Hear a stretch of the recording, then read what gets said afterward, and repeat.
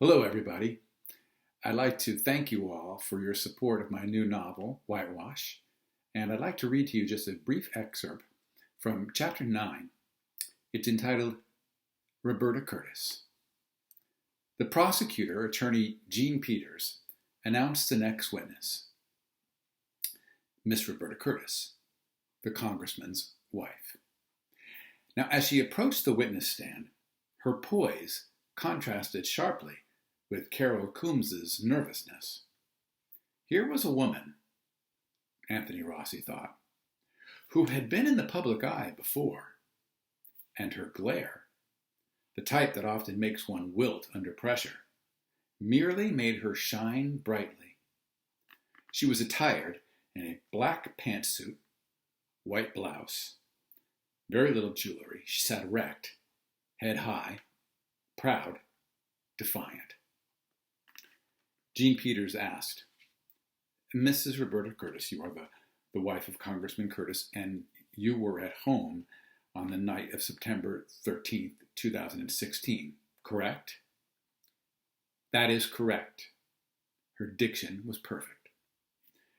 Would you please tell the court what you saw and heard that night? Well, to begin with, my husband was not home. He was out campaigning. Oh, I see. Were you alone, Miss Peters? No. No, my 11-year-old daughter and my 8-year-old son, they were both at home with me. A few friends had called to tell me that that man, and I use that term loosely, was planning a rally near my home that evening. Now Miss Curtis turned her gaze directly toward the jury. Of course, I'm referring to Mr. George Ellis. It was close to 10 p.m. when I looked out the window to hear this noise that was outside. When I first looked, I saw about 10 men walking around with their racist signs. Well, Miss Curtis, was this the very first time, for lack of a better word, that these men appeared at your home? No, it was not. Some skinheads had walked past several times using vulgar terms and calling my husband a nigger. And then, 2 weeks before that night, one of our car windows had been shattered and the tire was punctured. We filed a police report at the time, and nothing really came of it. I suppose that someone was testing our resolve.